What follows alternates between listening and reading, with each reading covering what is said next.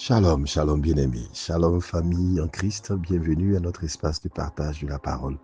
Bienvenue au pain quotidien, qu'il me soit permis en commençant ce pain quotidien de prier afin que la bonne main du Seigneur et que la grande grâce dont nous parlons justement puisse reposer sur nos familles, sur nos maisons, sur la maison de Dieu en ce début d'année 2026. Je prie que nous soyons en bonne santé et que nous prospérions à tous égards, comme prospère l'état de nos âmes. Au nom de Jésus-Christ de Nazareth. Amen. Je suis Dr Franck Adé pour vous servir. Et ce mardi 6 janvier, j'ai le privilège de nous entretenir sur le thème suivant, la grâce surabondante. Je rappelle que ce mois de janvier est dédié à comprendre le mystère de la grande grâce que nous trouvons en Actes 4, 33. Et cette semaine, nous parlons de ce thème avec le même titre, Grande grâce. Le passage qui va nous introduire se trouve dans Romains chapitre 5, verset 20 qui dit ceci, « Or, la loi est intervenue pour que l'offense abondât, mais là où le péché a abondé, la grâce a surabondé. » Ce matin, donc, nous parlons de la grâce surabondante. Je voudrais remettre les choses dans les perspectives de leur contexte pour dire que nous parlons de ce thème, la grande grâce, pour évoquer ce qui se passait parmi les apôtres de la première Église. Lorsque l'Église est née, la Bible nous rapporte que la multitude de ceux qui avaient cru n'était qu'un cœur, n'était qu'une âme. Personne ne disait que ces biens lui appartenaient en propre. Il n'y avait pas d'indigence, il y avait une communion, un vrai plaisir à être ensemble. Et les apôtres annonçaient la parole, enseignaient. Les enfants de Dieu étaient assidus au temple et des miracles étaient enregistrés. Et de tout ce qui précède, la Bible dit qu'une grande grâce reposait sur eux.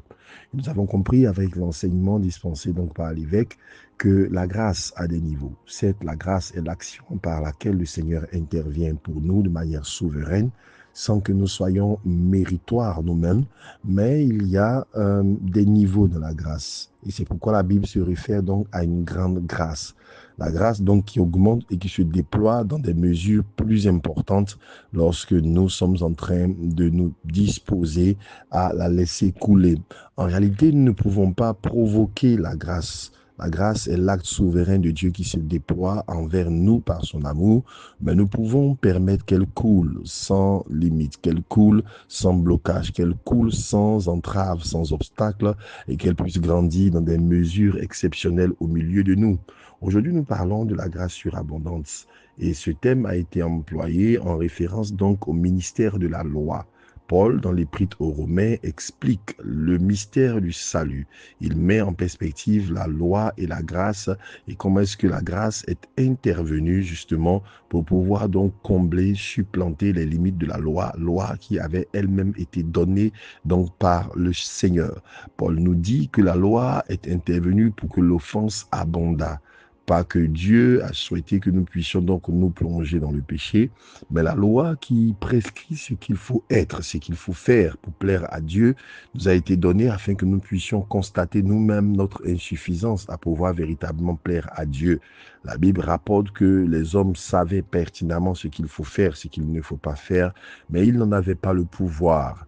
Et donc, malgré la loi, l'offense a abondé, le péché a abondé. Les situations dans lesquelles l'homme n'arrivait pas donc à atteindre la gloire de Dieu ont abondé.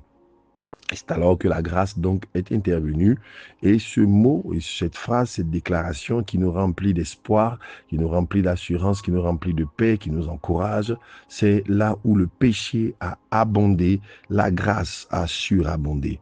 C'est une parole qui nous encourage. Encourage à quoi? Non pas à pécher, non pas à nous vautrer dans ce qui est mal, mais à comprendre que la grâce de Dieu se déploie dans des mesures qui seront toujours plus importantes que notre faillite. Quelquefois, lorsque nous avons failli, nous avons manqué, il nous arrive de laisser l'ennemi bâtir des schémas mentaux selon lesquels nous avons tellement exagéré dans le péché que Dieu ne peut plus nous sortir de là, que Dieu ne peut plus rien faire pour nous. Et Paul nous le rappelle ce matin, et je voulais le rappeler à un frère, à une sœur qui est dans une situation peut-être de faiblesse, de chute, et de rappeler que là où le péché a abondé, la grâce a surabondé. Sur, qui veut dire donc une mesure qui est toujours supplémentaire. Vous savez, les choses que Dieu fait pour nous, la grâce de Dieu, la puissance de Dieu, les interventions de Dieu, avant même de toucher à la qualité profonde, à leur caractère intrinsèque, à leur profondeur, se supplantent les yeux de l'ennemi, ne serait-ce d'abord que par la quantité. Et c'est intéressant de noter. Regardez ce que la Bible rapporte, par exemple, en termes des anges qui ont désobéi à Dieu. Pardon, il y a un tiers des anges, ce qui veut dire que 2 tiers des anges sont encore restés fidèles à Dieu. Ne serait-ce que sur la base du nombre déjà, Dieu est en situation donc de supplanter, de presque par le nombre, ce que l'ennemi peut déployer. Donc cette pensée, cette action nous amène à comprendre que la mesure de Dieu sera toujours plus importante. Le travail de l'ennemi consiste quelquefois à nous faire grossir ce qui est mal, à nous faire grossir ce qui n'est pas de Dieu, à nous faire grossir ce qui est adversaire, ce qui est adversité, afin que nous puissions minimiser ce que Dieu veut faire avec nous et que le mal puisse nous sembler tellement grand que nous ne puissions plus voir ce que Dieu fait, ce que Dieu est. Vous avez peut-être remarqué, chaque fois que quelqu'un ne vous aime pas, quelqu'un vous fait du mal ou quelqu'un est en train de déployer quelque chose contre vos vies, c'est vrai, le mal qu'il fait est réel, mais le ressenti de ce mal est amplifié par le fait que l'ennemi focalise notre attention sur celui qui ne nous aime pas plutôt que sur ceux qui nous aiment. De sorte que vous pouvez être dans un environnement où 10 personnes vous aiment, vous affectionnent, mais l'ennemi s'arrangera donc à rendre plus réelle, plus présente, n'est-ce pas, la seule personne qui ne vous aime pas, la seule personne qui vous afflige. Et lorsqu'il a réussi à occuper vos pensées de ce qui est mal, vous omettez de regarder ce qui est bien. Là où il y a du péché, il y a la grâce qui surabonde. Pour une personne qui ne vous aime pas, il y a 10 personnes qui vous aiment. Pour une personne qui vous méprise, il y a peut-être 10 personnes qui vous affectionnent. Pour une personne qui vous écrase, il y a peut-être 10 personnes qui sont prêtes à vous soulever, à vous élever, à vous porter. Il faut donc pouvoir trouver le regard vers ce que Dieu fait plutôt que vers ce que l'ennemi fait. Là où le péché a abondé, la grâce donc a surabondé. C'est aussi une exhortation à comprendre que l'ennemi ne peut rien faire que le Seigneur ne puisse supplanter, ne serait-ce que par le nombre d'abord, avant même d'arriver donc à la qualité, avant d'arriver donc à la profondeur de ces choses. Quelquefois, nous sommes submergés. Quelquefois, l'oppression, quelquefois, la difficulté se déploie avec tellement de force qu'on a l'impression qu'on ne peut pas s'en sortir. Je voudrais, au travers de ce passage, dire que la mesure de grâce, la mesure de faveur, la mesure d'aide que Dieu apporte est toujours plus importante. Peu importe ce que l'ennemi déploie, le Seigneur aura toujours l'avantage. D'abord sur la base simple du nombre, mais en plus au-delà du nombre, parce que Dieu n'a même pas besoin du nombre, il est qualité, il est profondeur, il est essence des choses elles-mêmes. Et c'est pourquoi je voudrais ce matin encourager quelqu'un. La grâce de Dieu sera toujours surabondante. La grâce de Dieu ne pourra pas être arrêtée par nos difficultés. La grâce de Dieu ne pourra pas être arrêtée par nos manquements. Je ne sais pas dans quelle situation nous pouvons nous trouver en tant qu'individus, peut-être en tant qu'Église, de situations de difficultés, des situations d'incertitude, des situations d'abattement, des situations de pression. Mais je voudrais nous encourager à avoir le regard plus sur ce que Dieu fait, sur ce que Dieu est capable de faire, sur ce que Dieu veut faire, sur ce que Dieu va faire, plutôt que sur ce que l'ennemi est en train de faire. Parce que là où la méchanceté a abondé, l'amour de Dieu a surabondé. Là où l'accusation a abondé, le pardon de Dieu a surabondé.